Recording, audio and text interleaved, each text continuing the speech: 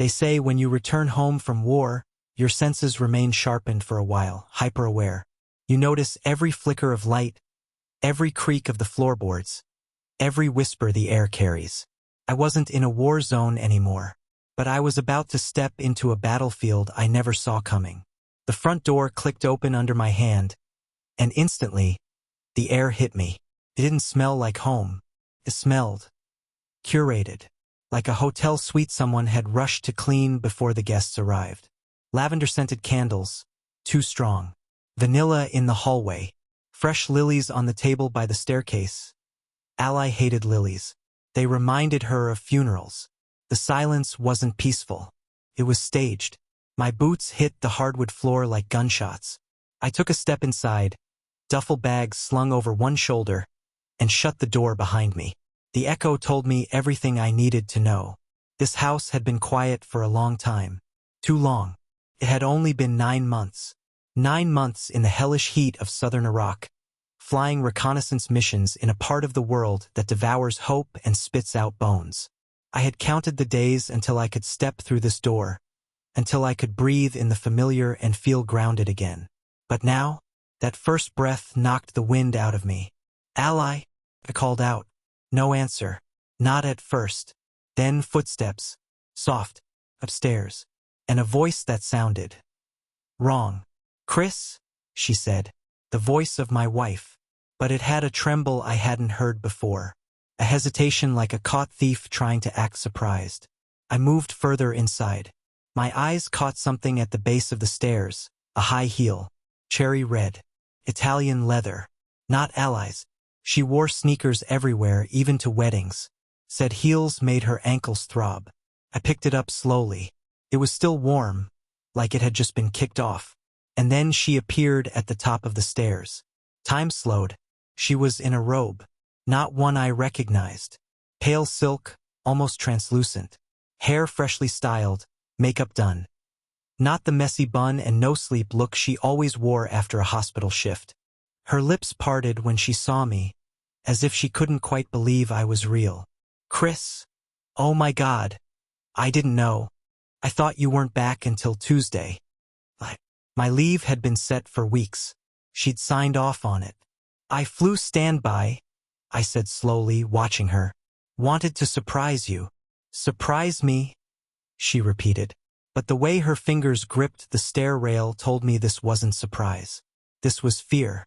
Not the kind you have when you think something bad might happen, the kind you have when you know it already has. I would have cleaned up more, she added, her voice fluttering. But everything was clean. Too clean. I didn't want you to see the house like this, she said quickly. Like what? Spotless? Like someone had spent the last 12 hours wiping away tracks? I didn't answer. I just looked at her, at the woman I'd called my wife for 6 years. Her face was familiar. But something behind her eyes was missing. Or maybe it was me. Maybe something in me had already started to break. She came down the stairs slowly, wrapping the robe tighter around herself. You're home early, she repeated. And then, like it was a line from a script she'd rehearsed too many times in the mirror, she said, There's something I need to tell you. I already knew. Not the specifics, not the full extent, but I knew. When you've spent months thousands of miles from home, when your only connection to the people you love is a frozen Skype screen and an occasional email, you start to feel things before you understand them. The last few video calls had been different. Short. Rushed. Her smile didn't reach her eyes anymore. I'd blamed exhaustion. Hospital shifts. Life. But the truth was simpler. She was already gone. I set the duffel down by the door and didn't speak. She took one more step forward and stopped, like she was standing on the edge of a cliff.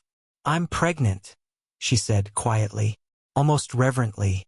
The words echoed in my skull, repeating and shattering in slow motion. I didn't flinch, didn't breathe. I just looked at her. Then I did the math. Last time we'd been together was 2 weeks before deployment. That night didn't end well. We'd fought. Not about anything big. Just about how distant she'd been. About her phone. About her late shifts. She said I was paranoid. We barely touched each other that night. And now, 12 weeks? 12 weeks pregnant? My voice came out colder than I meant it to. Whose is it? Her face broke. Chris. No. Don't lie. Not again. I could see her reaching for a story, scrambling. But I'd already seen too much. The panic in her face. The too perfect house. The foreign shoe at the stairs. The robe. The silence. Everything screamed a name I hadn't heard in years. And in that silence, something inside me shifted. Something final. You ever get that sensation? Like your bones know the truth before your mind's willing to catch up? That's what the days after that first conversation felt like. Not a whirlwind. Not shock. Something colder. Quieter. Like frost spreading across the inside of your ribs, 1 inch at a time. She cried that night. Of course she did. She cried like she was the one betrayed. She clutched the medical file with trembling hands, swore it all made sense, told me I could even talk to her OB if I wanted. The documents were clean, official. But no document in the world could override what I knew. We hadn't been close enough in months. Not emotionally, not physically. And certainly not 12 weeks ago. I didn't argue with her. Not that night. I just listened. Listened the way I'd been trained to listen to intercepted comms, patiently, methodically, waiting for the cracks to show. She tried to make it sound like fate, a miracle, some irregular ovulation pattern. But she spoke too quickly. Her explanations were too rehearsed. She kept touching her belly like she needed to believe the child inside her made the lie true. And I realized then, she was lying not just to me, but to herself. The next morning, I left before she woke up. Said I needed to check in at base. Technically true. But mostly I needed space. I needed to breathe in something that didn't smell like lavender candles and fear. I drove to my sister's house. Sarah answered the door before I even knocked. She'd always been like that, intuitive. She took one look at me and stepped aside without a word. She didn't ask if I was okay. She poured 2 mugs of black coffee, handed me one, and waited. I think she's been cheating, I said finally. Sarah didn't flinch. I know, she said quietly. That's what broke me. Not the lie, not the cheating. The fact that someone else had already seen it. Why didn't you tell me? I couldn't be sure, she said gently. And I didn't want to break your heart over a guess. Who is it? I don't know for sure, but a name came up. She walked into the hallway and came back with a small pile of papers. Printouts from a hospital roster, a staff photo, a credit card statement. A name was circled in red. Eli Mason, pharmaceutical rep. Charming, wealthy, smiled with too many teeth. He'd started at Allies Hospital about 7 months ago. The same month she suddenly transferred departments. I saw her once, Sarah said, at a coffee shop downtown. It was late. She said she'd been working double shifts. But she was in full makeup, laughing, with him. I stared at the paper in front of me like it might confess something if I looked hard enough. I think the baby's his, I said, not recognizing my own voice. Sarah said nothing, just reached across the table and rested her hand on mine. I want to know everything, I said. Then we start digging, she replied. What followed was a quiet war. Not loud like the ones I was trained for. This was a war of files, emails, whispers in hospital corridors, security logs, and casual conversations disguised as concern. Sarah called in a favor from an old friend, Mason, former military-turned-private investigator. Ex-intel officer, dangerous in a suit.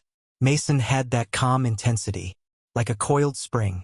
He listened to my story, took notes, and didn't react when I said the baby wasn't mine. You're not here for revenge, he said, flipping closed a leather notebook. You want clarity. That makes you more dangerous than you realize. He got to work immediately. Within a week, I had a folder the size of a deployment packet. Hotel reservations, dinner bills in Paris, flight bookings under a military spouse discount, photos from a nursing conference she never attended, and one grainy picture that turned my blood cold. Her and Eli holding hands in front of the Eiffel Tower, laughing. She'd used my name to get there. My deployment benefits, my service, my sacrifice had funded her affair. I remember standing in Sarah's kitchen, holding that photo, and not feeling rage. Not at first. Just this. Numbness. Like grief. Because I wasn't just losing a marriage. I was losing the idea of what we had. The story we'd told our families. The future we'd imagined. The woman I thought I knew. That woman, she never existed. I confronted her 3 days later. I waited until she got home from the hospital. She came in humming, shopping bags on her arm. That same fake candle smell trailing behind her like perfume. She froze when she saw me. The folder sat on the table like a loaded weapon. "What's that?" she asked. I didn't answer, just watched her. She opened the folder, read the first few pages, and sat down hard. To her credit, she didn't deny it. Not really. She just tried to twist it into something palatable. "It was just a connection," she said. "Something I didn't expect. It got out of hand." "You applied for a leave of absence," I said coldly. "You booked an international trip. You forged military family travel authorizations. That's not a connection, ally. That's logistics. That's fraud." Tears spilled. Real ones, I think. But they didn't matter. I'd seen too much. "I didn't mean for it to go this far," she whispered. "Then you shouldn't have gone at all." There was a long silence. Then she said the one thing I never expected. "I thought you wouldn't come back." "What?" "I thought something would happen to you out there. I thought if I didn't start building something else, I might not survive." I stared at her like she was a stranger. Because she was. "You built something, all right," I said, standing up. "A lie so big, it's collapsing under its own weight." She reached for my arm. I stepped back. "You were never alone," I said quietly. "You just stopped looking for me." Then I left. That was the moment the marriage ended. Everything that followed was just paperwork. Truth doesn't whisper. It screams. You just have to be quiet enough to hear it. After the confrontation with Ally, the house wasn't mine anymore. Technically, sure, my name was still on the deed. But spiritually, emotionally, that place was contaminated. Every hallway felt like a reenactment. Every room a graveyard of what used to be real. So I stayed with Sarah. Just for a few days, I told her. Long enough to breathe. But the air never really got lighter. Because Mason, the PI, he wasn't done digging. And what he found wasn't just evidence of an affair. It was something else. Something uglier. Something bigger. It started with the Paris trip. Remember that medical conference Ally claimed to attend? The one she told me about in a rushed video call? Right before going off-grid? It didn't exist. Not for her. Mason tracked down the conference records. Only 3 nurses from Charleston General attended. None of them named Ally Lawson. Instead, she filed personal leave. On the same dates, Eli Mason, her lover, billed a pharmaceutical company for European client outreach. The hotel receipts matched. Same hotel. Same dates. Same suite. But that wasn't even the most damning part.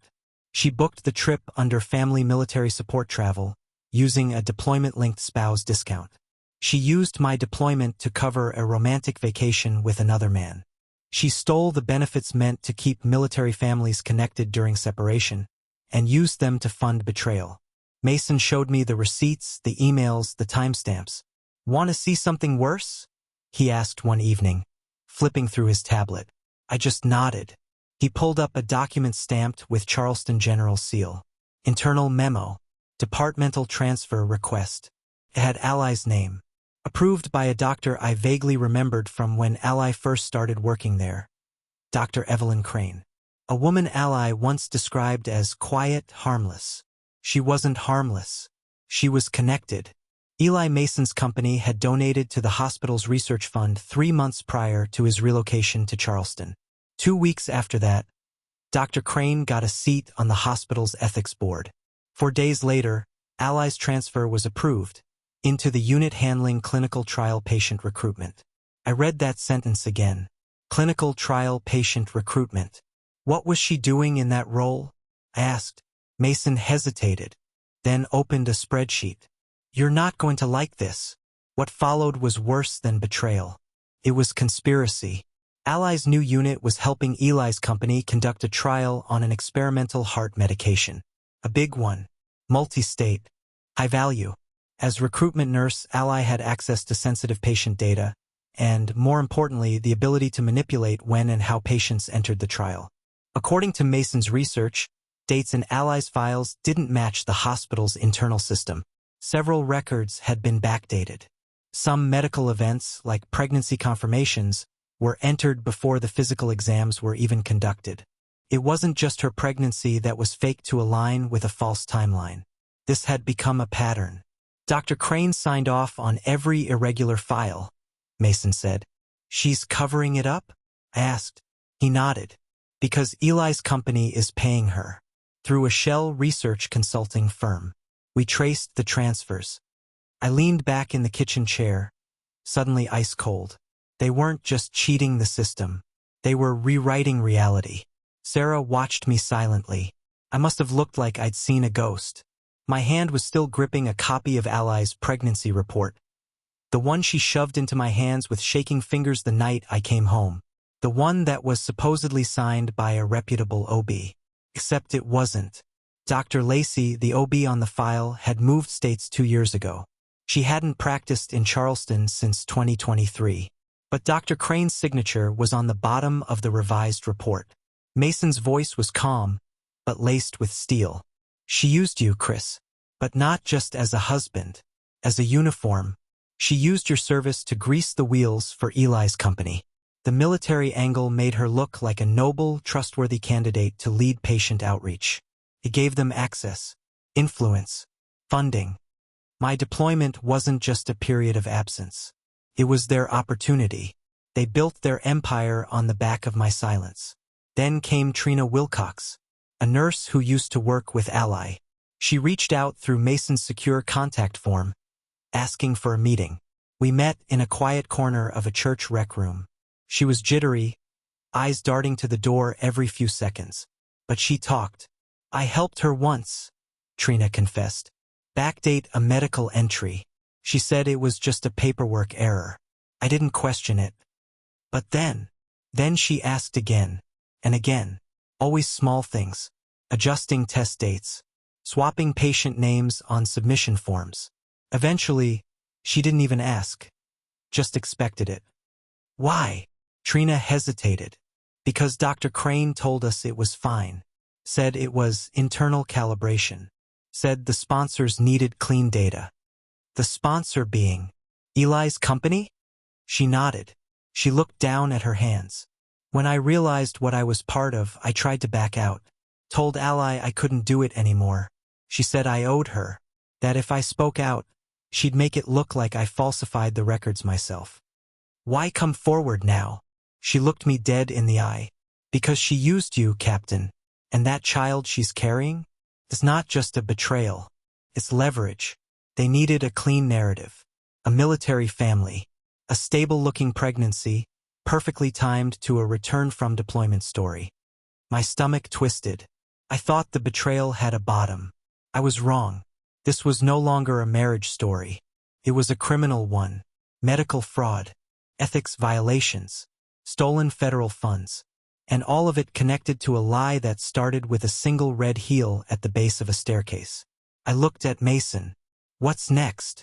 We take this higher, he said. Military legal. Hospital ethics board. Maybe even federal fraud investigators. And Ally. He gave me a look that said that part's coming. But first, we needed the web exposed. The whole thing. Public. Permanent. There was no music. No screaming. No slam doors or thrown glasses. When I finally confronted her, the room was dead quiet. Only the hum of the refrigerator filled the air between us. That small, meaningless sound I'd heard every night before deployment, before my whole world cracked open. She sat at the kitchen table, coffee untouched. Her hands cradled the cup like it was the only thing keeping her grounded. Across from her sat Maurice Kane, former JAG, now military legal advisor and federal liaison. Next to me, Sarah, calm and firm. And behind me, silent but watchful, Mason. Our investigator. Our scalpel. You said you wanted to explain, I said. She nodded. tears already building. I laid the documents on the table one by one, methodically, like a briefing, like a mission. Military spouse travel fraud. Her plane ticket to Paris, bought through a deployment discount program meant to keep families connected, not fund affairs with pharmaceutical executives. Credit card statements, dinners at Michelin-starred restaurants, a 4-night stay in a suite overlooking the Eiffel Tower, designer shopping from boutiques she never wore around me. The pregnancy report, signed by a doctor who hadn't practiced in the state for over 2 years. Hospital trial records, altered entries, backdated logs, patient IDs swapped to meet pharmaceutical quotas. And then the final blow. 5. The payoff trail. Wire transfers from Eli's company to Dr. Crane's consulting firm. And from there, bonuses to Ally's discretionary account. The color drained from her face.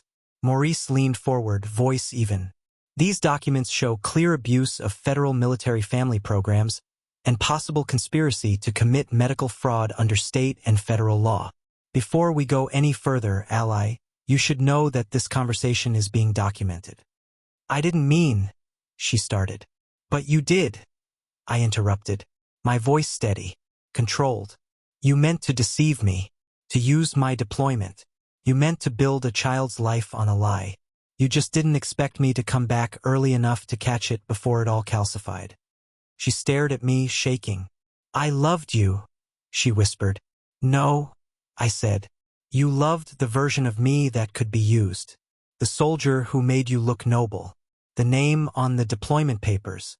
The benefits. The structure. Sarah spoke now, her voice colder than mine. You didn't just betray Chris. You compromised the hospital. You endangered patients. You helped cover up falsified trial data for profit. Ally's tears spilled freely. It wasn't supposed to get this big. But it did, Maurice said. And it won't disappear. Not now. The aftermath hit like a controlled demolition. We filed formal complaints with the hospital board and the military office of legal counsel. Within a week, Dr. Crane was suspended. Within 2, Eli Mason vanished from Charleston, transferred quietly to a Seattle office as damage control. Too little, too late. The hospital launched an internal investigation. What they found wasn't just a few altered files. It was a culture of silence, backdoor approvals, clean data fabricated to ensure trial success, doctors incentivized to ignore irregularities. Ally was suspended pending ethics review, her license under scrutiny, her role in the pharmaceutical trials flagged, her name radioactive. But the cost of justice wasn't just professional. She tried reaching out. Twice. Voicemails. Messages. Handwritten letter. Always the same plea. I made mistakes, but we can fix it. But there was no we anymore. I read the letter once, then burned it. The media picked it up in May. Charleston General under fire for ethics violations in federal trials. Eli's company scrambled for cover. Fired the department head. Offered settlements. But the Department of Health had already opened a wider inquiry. The pregnancy, now a footnote in a much bigger case, was revealed as a fabricated timeline. Her attempt to anchor Eli's reputation in family optics. The baby, born in early winter, bore no trace of me, biologically or otherwise. I felt nothing, just relief. That chapter was closed, and in its place something better began. I stayed close with Mason and Maurice. We launched an initiative with other veterans, a watchdog group for misuse of military family funds. Sarah helped develop medical ethics oversight procedures for 3 regional hospitals. The ripple effect had become a current. And me? I met someone, Dr. Elise Warren, trauma counselor, military family background, a woman who understood silence and how to break it gently. We met at a base-sponsored workshop for returning officers navigating betrayal. We didn't fall in love overnight, but we did fall honestly. No secrets, no lies, just 2 people willing to rebuild something from the wreckage of what others destroyed. It's been 4 years now. I live in a quiet house near the coast, far from that old neighborhood, far from red heels on staircases and silk robes that masked weapons. Sometimes I walk the beach at dawn. Just me and the wind. There's no uniform anymore. No tactical gear. Just memory. And one clear truth. The worst betrayal I ever faced didn't come from an enemy. It came from someone who once swore to love me. But it also gave me the clearest purpose I've ever known. To live with truth. To fight for systems that protect the good. To never again mistake silence for peace. Because peace isn't passive. Peace is earned. And I've earned mine.